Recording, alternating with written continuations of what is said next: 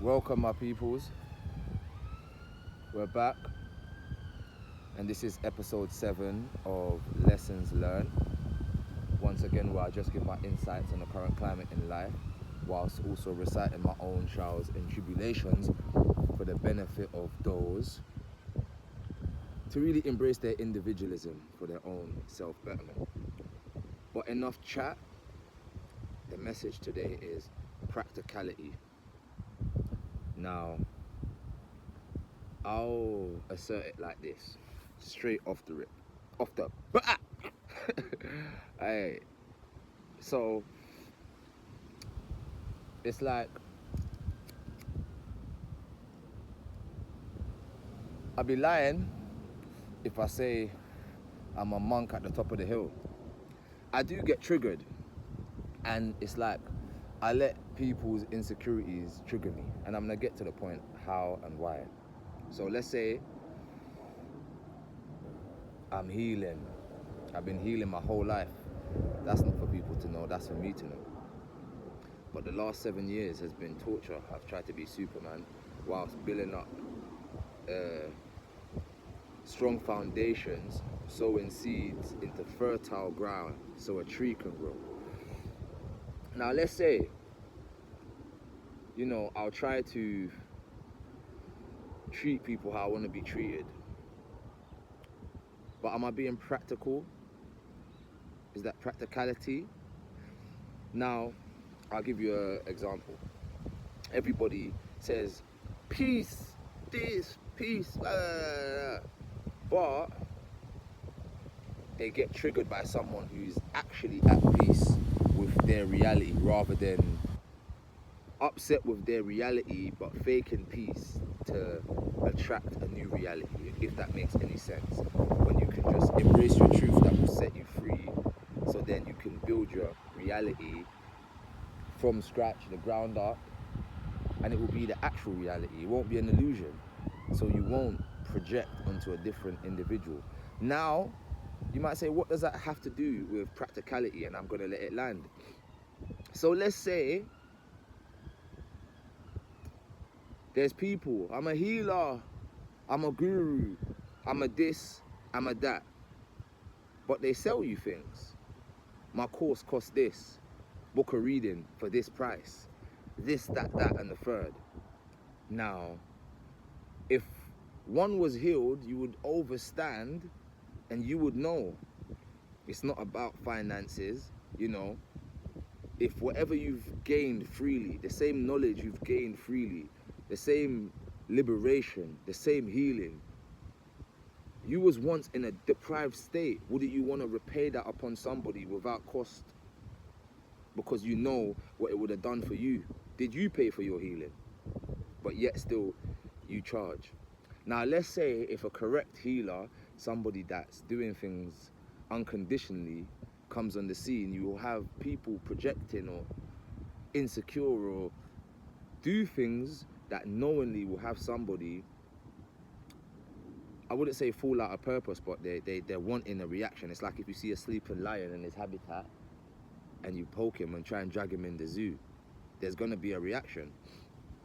Now, once again, what does it have to do with practicality? Listen to this. Nowadays, it's false, it's fake positivity.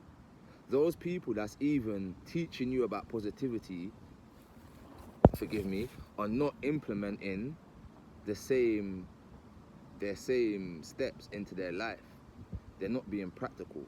It's like they have a theory. I'd say it like this. It's like doing the theory test. You have knowledge about driving. You know how to do the hazard perception, but you've not passed your practical. You've not been on the roads. You've not done the left, right. You've not had a high-speed chase. You've not drunk drive. You've not lost your license, gone back, got it, lost it again, gone back, got it, lost it again. You've just got a theory. You studied a bit. You click something on a computer, something automated, not a physical experience, the actuality of the matter, the essence of something. So let's say someone comes along now and they have 8, the matter, the bam. So you're not to say that they've overcome or they've been through 10 times worse things than you and still carry more joy or freedom. You know, they're really implementing the practicality in their walk of life. Now, I want to say this, yeah, you know, in today's society, everybody and their auntie be like, Jesus, Jesus. It's either Jesus is God or they follow Jesus or whatever it might be. But I'll say this, it corresponds to the message practicality. If you look into the churches or anybody, there's no practicality. They've got a theory. Meaning, you look in the churches, it's not to say they teach you to have boyfriends and girlfriends, but hey, there's no boyfriend and girlfriends in the book. People don't do what Jesus did. What do I mean? They're not implementing the practicality. They've got a theory. They've read a book. They've got the knowledge, but they've not implicated it into their life. So let's say people be like, yes, I'm blessed because of Jesus. Did you do what Jesus did? Not to say to become a martyr or to self-suffer, but did you see what he obtained? Did he have a theory or did he do the practical exam and pass with flying colours? 100%. Now, in society, people go off someone else's works. Yeah, Jesus died for my sins. Did he? Read the book. Don't have the theory or 50 hand, I was going to say 50 hand oral knowledge that could be, what's the word I'm looking for?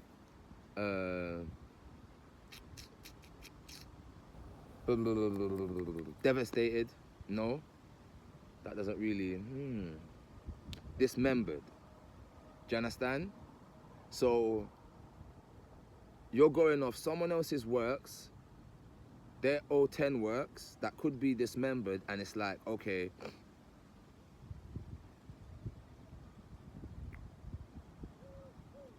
you're not even implicating what he did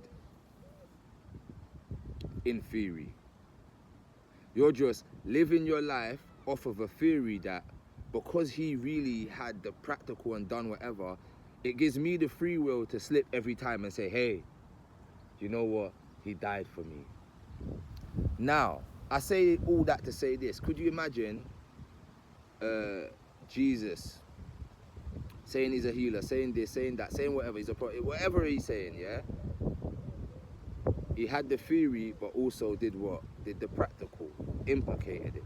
So when Judas betrayed him, when he said Peter, he said, yo, Peter, you're gonna snake, like, implicated it. Look into society, from healers, people that say, oh, I'm a guru, I'm a life coach, I help people, I this and that. It's all for what? At a cost. When someone needed healing, did Jesus say, all right, come, let me,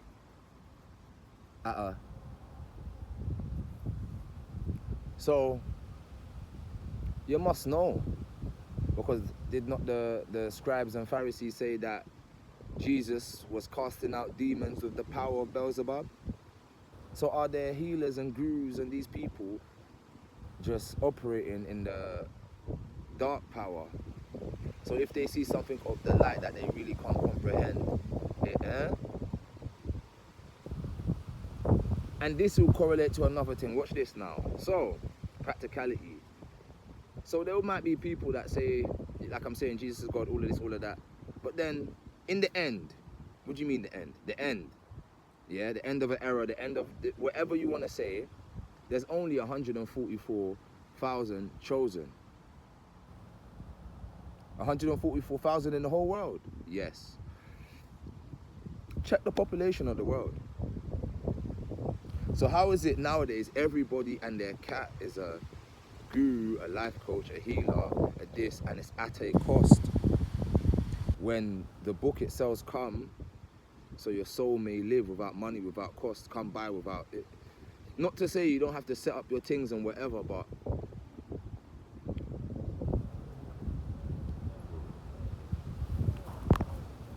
it can't be all built upon the milking of another individual.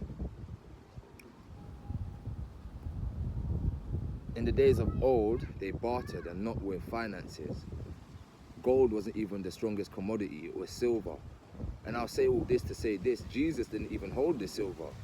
He didn't even hold the money. Judas held the money. And I'm sure in the book it says to Jesus says to this, scum! He says to the disciples, carry not a purse, carry not nothing with you, just go out,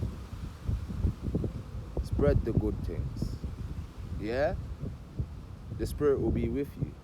So I'm saying all that to say this, obviously I have a lot of contention whilst I'm simply just embracing my individualism and being practical in what I'm meant to do.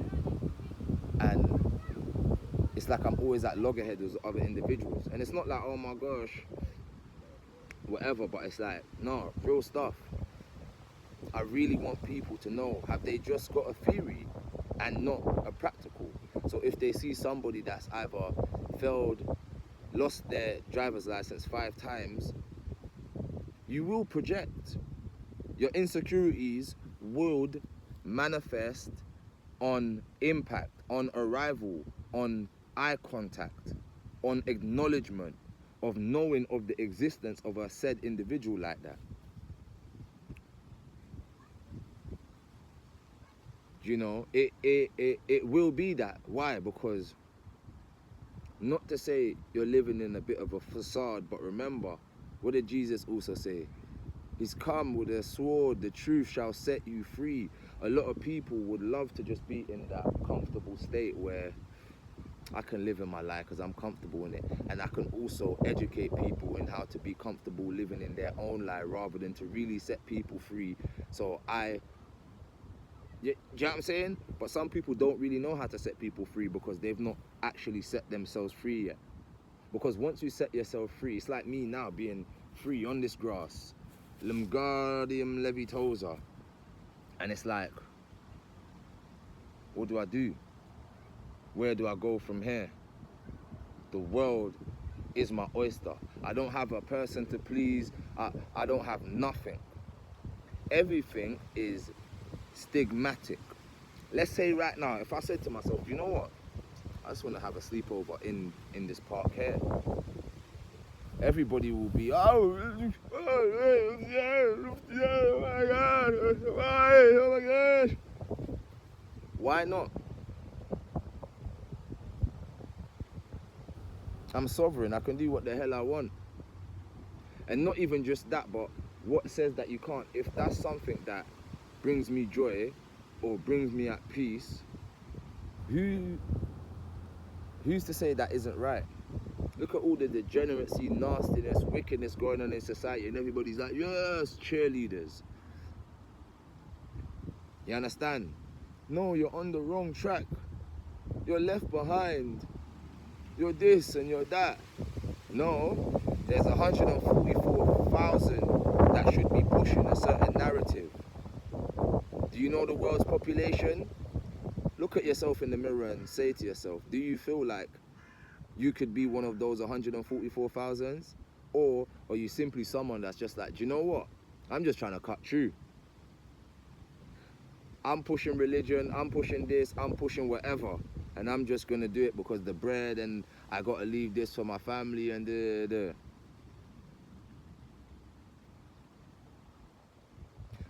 I'll leave one more story, then I'm out. Do you remember when I think in, I can't remember what book, if it was Matthew or one of those, yeah? Christ was a child and his mother What happened to the mother? Huh? Mother and father gone looking for him. Where did they find him? I think it was at 11.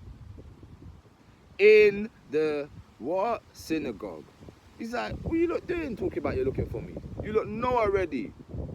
I should be about my father's business. Done. Now, I want to give a correlation. You know, I say fire to all the pedophiles and sex cults and sex covens, Eastern Stars and Freemasons. But let's say I speak to the youth a lot. I try and help the youth to the best of my ability without money and without cost. Because I was once a youth that was in need of said services, but it was never implicated. Anyway, the youth y'all are saying they're bots. I had to ask someone else and internet for a bop is. A bop is just a female that flies around from man to man. Now, could you imagine an 11, 12-year-old saying that to an adult? Now, give the correlation to Jesus at 11 in the church. Parents didn't know where he was. Where they about my father's business. He done the theory and he was getting practical from young. Have you just got the theory of a certain thing, but you're not practical in it? Are you using real people, real emotions, real souls, real lives, real properties, real investments, real inheritances, real legacies in Monopoly? Once again, are you using real people, real lives, real emotions, real souls, real inheritances, real legacies, real cash, real whatever? Are you using last for the real in Monopoly? My peoples, that's episode 7 for you today. Practicality of my acknowledgement mini-series, Lessons Learned. Are you implementing practicality into your lifestyle, or are you just a theorist? Peace.